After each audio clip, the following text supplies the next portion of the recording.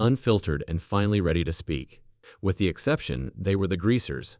I was just me. Path to stardom. Before Dwight Yoakam became a household name in country music, his path to stardom was marked by raw determination, countless rejections, and late nights in smoky bar rooms. In the late 1970s and early 1980s, he began performing in small venues around Southern California, a place not known at the time for embracing the twang of traditional country music. Yet Dwight's brand of hillbilly honky-tonk stood in stark contrast to the polished pop-oriented country dominating Nashville. He refused to conform to the urban cowboy trend of the era, instead leaning into the gritty sounds of Bakersfield and rockabilly influences. This commitment to authenticity made it difficult for him to find gigs at first, but it also set him apart from the crowd. Yoakam's shows were raw and unflinching. He performed 5 sets a night in bars, where fights broke out and beer bottles might sail through the air at any time. In spite of the seedy surroundings, he took every performance as an opportunity to hone his art. Without the mainstream cash or label support, Dwight had to rely on word-of-mouth support, converting crowds one song at a time. These early years, marred by adversity and uncertainty, served to forge the fire and edge that would eventually characterize his distinctive sound and live performances. Interestingly enough, Dwight's first attempts to penetrate the Nashville market were met with indifference. He went to Music City in 1976, only to discover the business had its priorities, focused more on songwriters and polished studio acts, and was less interested in live acts. He then knew that Nashville back then had more to do with publishing than with personality, and is rough around the edges. High-energy stage act was not part of their model. Rather than conforming, Dwight made the bold move to break from the outside in and show that innovation was achievable in tradition. These early struggles laid the groundwork for what would be a seismic revolution for country music.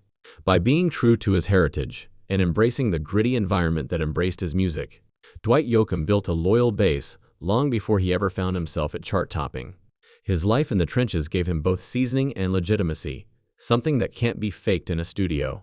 When he finally came out with Guitars, Cadillacs, it wasn't a hit song. It was the battle cry of a man who had worked his way up and never compromised on his ideals. After years of rejection, Yoakam's breakthrough wasn't just a debut. It was proof that staying true to his roots could change country music forever.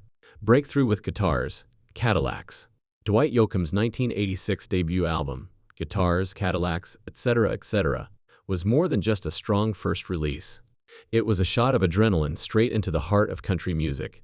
At a time when the genre was drifting toward pop-driven production, Yoakam's record brought it back to its raw, rootsy essence.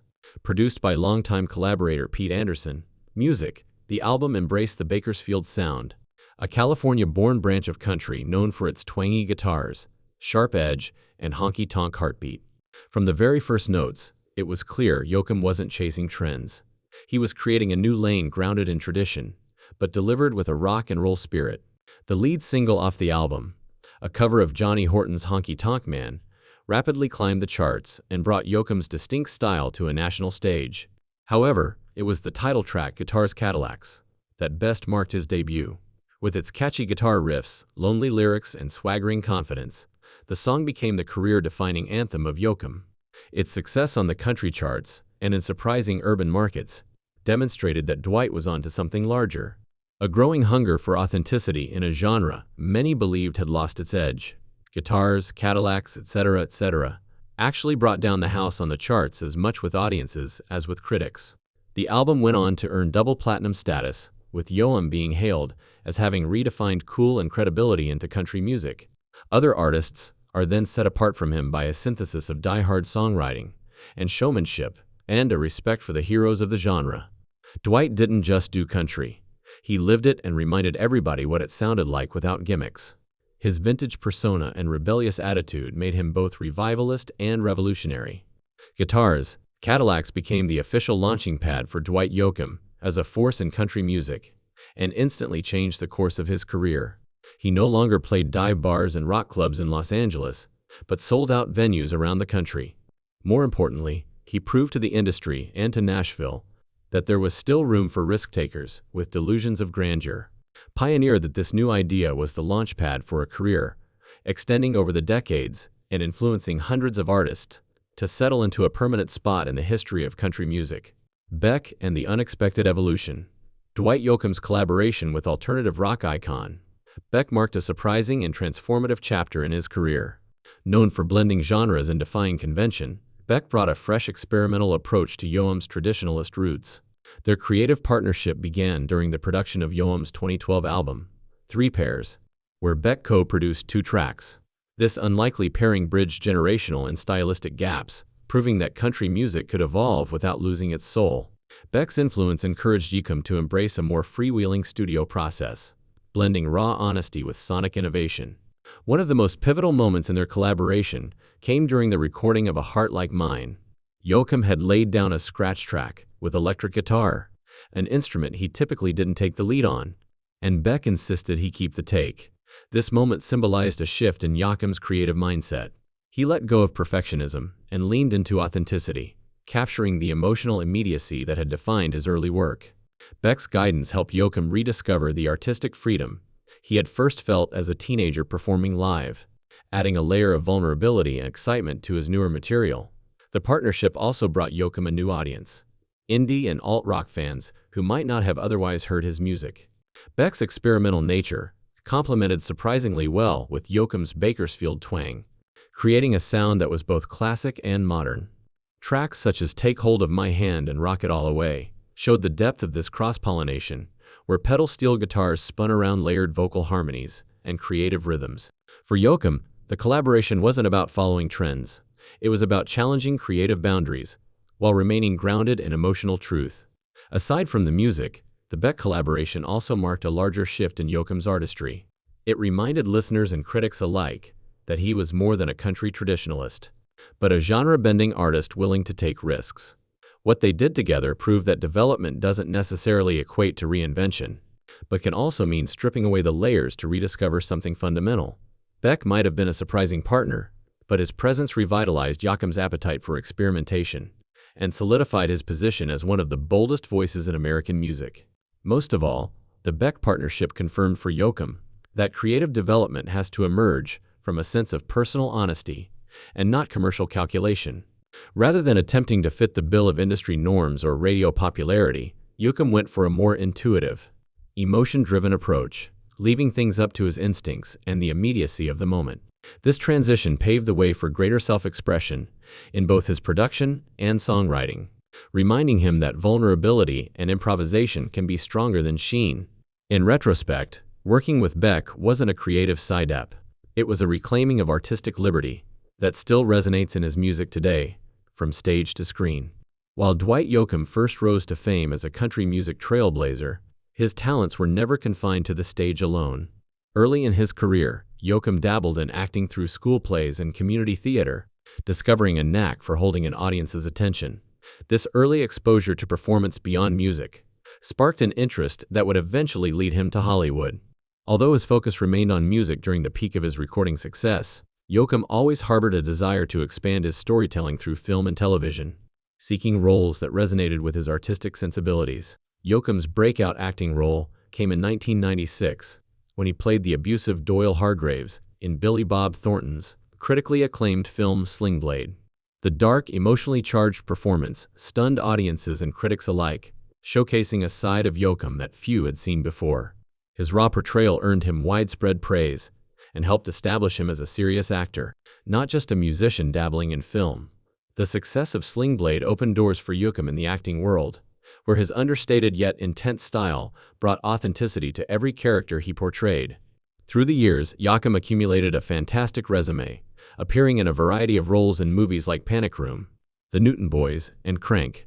He also made memorable TV guest appearances on Under the Dome and Wilfred, among others, showing his versatility. Yoakam tended to be drawn to complicated, quirky characters, roles that enabled him to access the same emotional truth that drove his music. His acting had a low-key intensity, typically based in the same gritty storytelling that underlay his songwriting, which made him a natural for dramatic and character-based stories. Acting not only widened Yoakam's artistic vision, but also grounded him deeper in fans.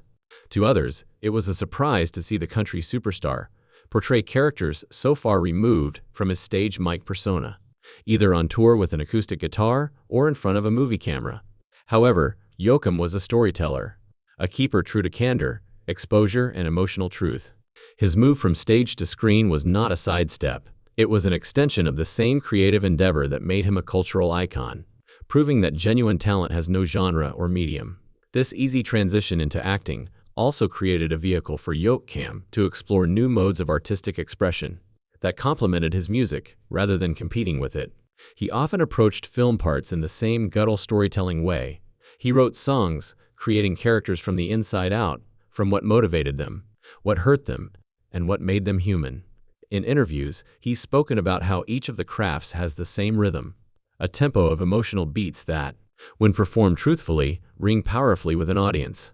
Whether portraying a villain, a drifter, or a wise outsider, Yoakam brought his lived-in authenticity to film, and every performance seemed rooted and unforgettable, the heart of the genre's establishment.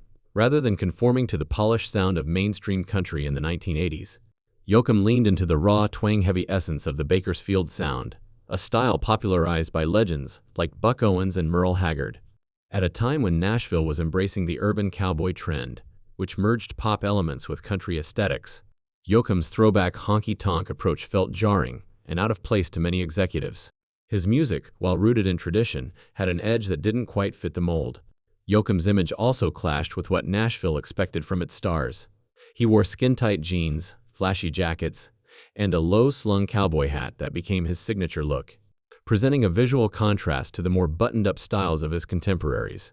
This aesthetic, along with his unapologetically bold personality, didn't sit well with country's gatekeepers, who viewed him as too rebellious and unconventional. His choice to build his fan base through rock clubs and alternative venues in Los Angeles, instead of Music Row, only fueled the divide, highlighting his intent to create a lane entirely his own. Rather than holding out for approval, Yoakam doubled up on his independence. He teamed with a fellow kindred spirit producer in Pete Anderson, and the two of them created a sound that wedded honky-tonk heritage with rock and roll attitude. The result was the breakthrough album Guitars, Cadillacs, etc., which deeply resonated with listeners. Even though Nashville initially gave him the cold shoulder, the success of the album made the industry sit up and take notice, demonstrating that there was a demand for traditional country music that wasn't following the trends on the radio. It was a gutsy affirmation of Yoakam's instincts and his refusal to bend. In retrospect, Dwight Yoakam's feud with the Nashville establishment had more to do with artistic tension than outright hostility. He defied conventions and, in the process, paved the way for others to follow in his footsteps, those who preferred authenticity to formula. Nashville gradually came around to more stylistic diversity over the years, and Yoakam's initial resistance is given much credit for expanding the genre's parameters. Although he might have been called an outsider during his initial days, Dwight Yoakam eventually showed that there is always space for rebels in country music, and sometimes they are the ones who take it the furthest. Legal dispute with producer Pete Anderson. Dwight Yoakam's collaboration with guitarist and producer Pete Anderson was one of the most iconic creative partnerships in country music during the late 20th century.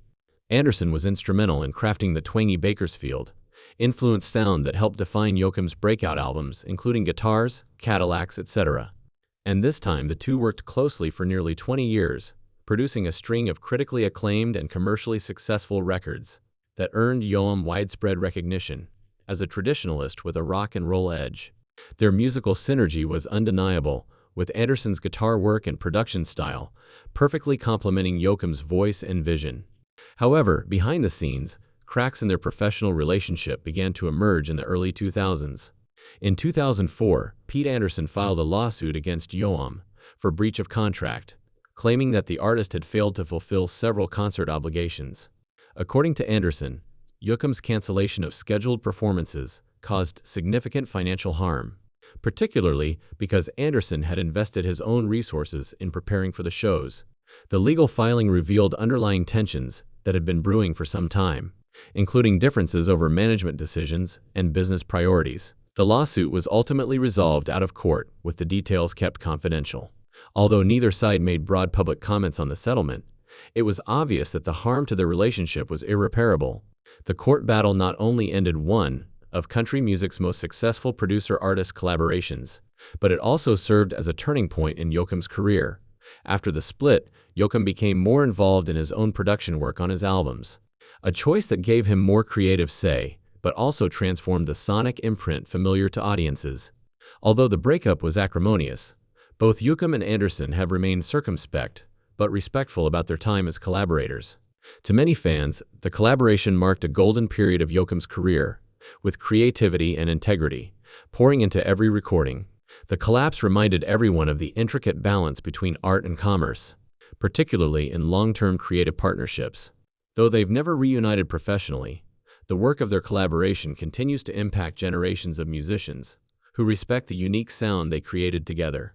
While Yoakam's legal dispute with Pete Anderson marked the end of a pivotal creative partnership, his later battle with Warner Music underscored a broader, more personal fight, not just over collaboration, but over ownership and control of the very music that defined his legacy. Copyright lawsuit against Warner Music.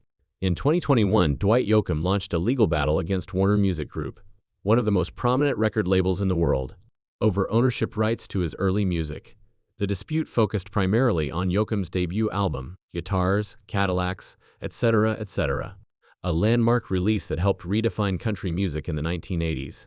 According to the lawsuit, Yoakam claimed that Warner Music failed to honor his legal termination notices under the Copyright Act, which allows artists to reclaim rights to their works after a set period of time, typically 35 years after the original release.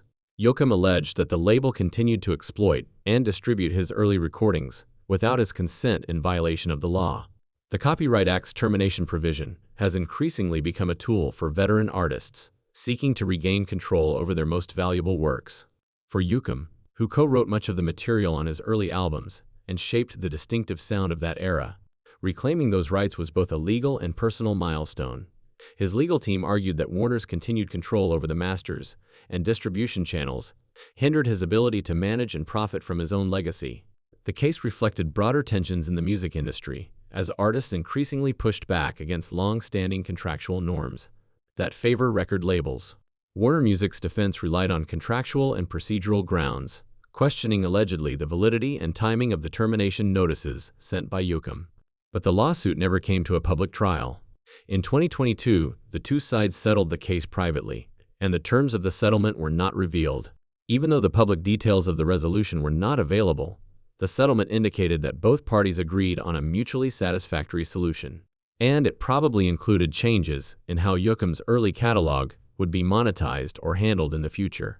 The case attracted notice not only due to Yoakam's status as a musician, but also due to the emphasis it placed upon a struggle persistent among legacy performers. The dispute highlighted the problem of musicians losing control over intellectual property, even years following release.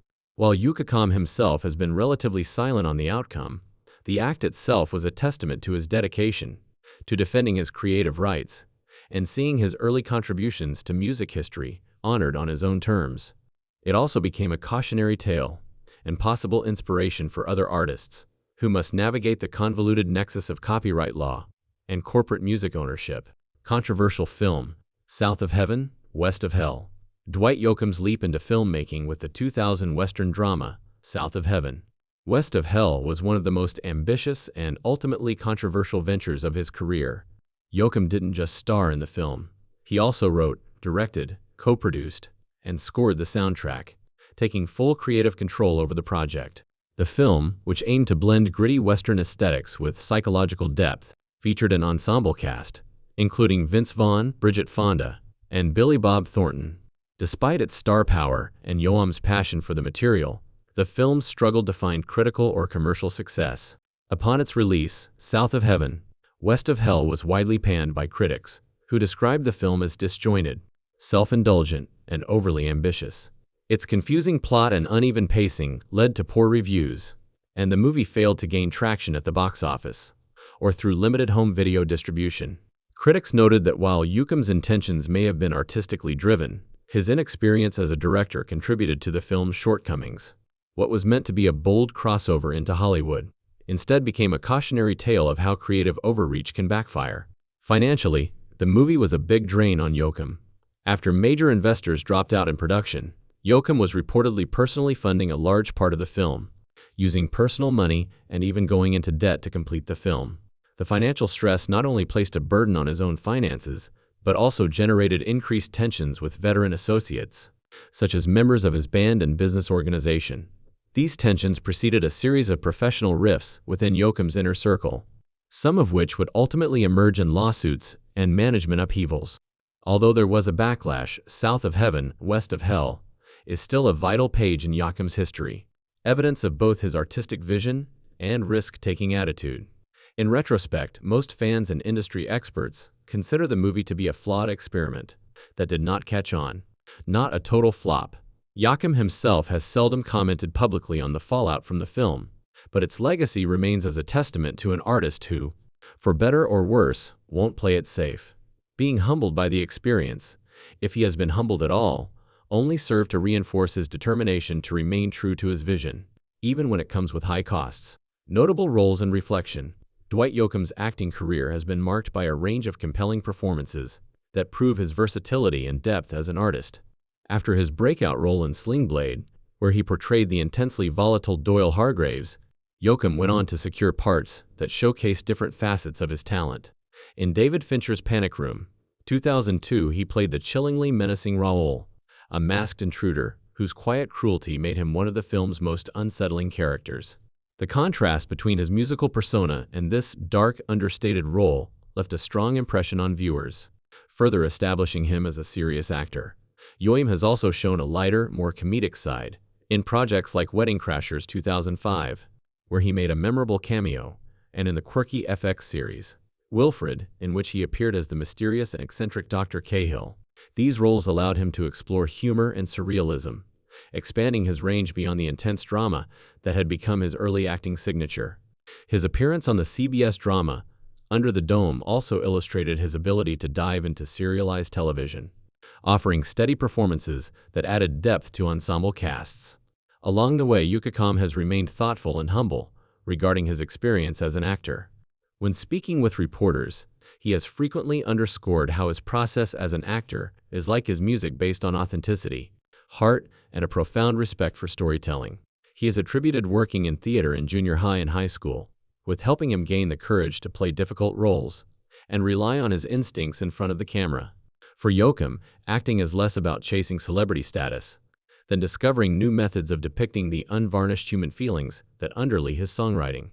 Looking back on his own career, Yoakam views his music and movie success as two threads of the same artistic fabric. He's never separated them, but always recognized that his acting, whether on screen or on stage, was about conveying a story that was real and lived in. As he keeps broadening his body of work as an actor, both on-screen and off-mic, Yoakam remains an odd talent who bridges the worlds of Hollywood and country music with honesty, toughness, and a love of his craft. Reflecting on his acting work, Yoakam also sees how they have impacted his frame of mind, both as an artist and as a teller of tales. Getting into and out of other people has helped develop an awareness of emotional nuance that has worked its way back into interpreting lyrics and feeling in song. He's spoken about how the on-screen vulnerability demanded of him isn't that different from being on stage with a guitar. Both require honesty and the desire to share something intimate. This artistic alignment has enriched his performances in both forms, allowing fans to sense his honesty in rich and unexpected ways. As Yoakam reflects on the emotional depth acting has brought to his music, he steps boldly into the next chapter, one defined not by nostalgia, but by continued evolution and creative exploration. The road ahead. As Dwight Yoakam enters the next chapter of his life and career, he shows no signs of slowing down. At 68, he continues to evolve as both a musician and actor, embracing new creative ventures while staying true to his roots. He remains committed to preserving the authenticity of traditional country and honky-tonk music, genres that shaped him, and that he helped redefine for new generations. Whether it's through recording new material, hitting the road for live performances, or collaborating with younger artists, Yoakam is as driven and passionate as ever. One of the most significant aspects of Yoakam's future is his role as a cultural torchbearer. As country music continues to blend with pop and hip-hop influences, Yoakam stands as a reminder of the genre's rich past. He has become a mentor to emerging artists who seek his guidance and respect his contributions to the craft. His Sirius XM radio show, Dwight Yoakam and the Bakersfield Beat, serves not only as a platform to share classic country and rockabilly influences, but also as a vehicle to spotlight underrepresented voices in the industry. Aside from music, Yoakam has indicated interest in seeking additional acting roles and potentially delving into work behind the camera. With his sharp eye for narrative and intimate knowledge of character development, a move into directing or producing appears to be an organic next step. With his previous success in award-winning films and his introspective style of performance, it's safe to say he'll continue to surprise fans with new and impactful endeavors. His versatility positions him to thrive in multiple creative lanes, all while maintaining the integrity that's become his signature. Looking to the future, Dwight Yoakam's legacy remains to be written, not only by his own body of work, but by the impact he's had on the culture of American music and movies. His combination of innovation, respect for tradition, and bold individuality has established him as a genuine original. Whether he's dropping new tracks, performing old hits on stage, or walking onto a movie set, fans can count on the same raw power and emotional depth that has characterized his career. The future may be unclear, but for Dwight Yoakam, it's another open road full of possibility, purpose, and a passion that refuses to knead. Another factor influencing the road ahead for Dwight Yoakam is his changing relationship with his fans, one that has grown up along with him. While longtime fans remain loyal, a new generation is finding his catalog through streaming services, collaborations, and renewed enthusiasm for traditional country. This intergenerational appeal reflects the agelessness of Yoakam's craft and the emotional connection of his songwriting. With an increasing online presence and a reputation as a no-frills authentic performer, Yoakam is well placed to bridge the gap between tradition and contemporary times, demonstrating that real talent only gets better with age. Thanks for watching this deep dive into the controversies and legacy of Dwight Yoakam. If you found it as fascinating as we did, don't forget to hit that like button to show your support. Got thoughts on Dwight's journey or personal memories tied to his music? Drop a comment below. We'd love to hear from you. And if you haven't already, subscribe and ring the bell so you never miss a story that dives beneath the surface. Before you go, tap the next video on your screen. There's more music history and untold stories waiting just for you.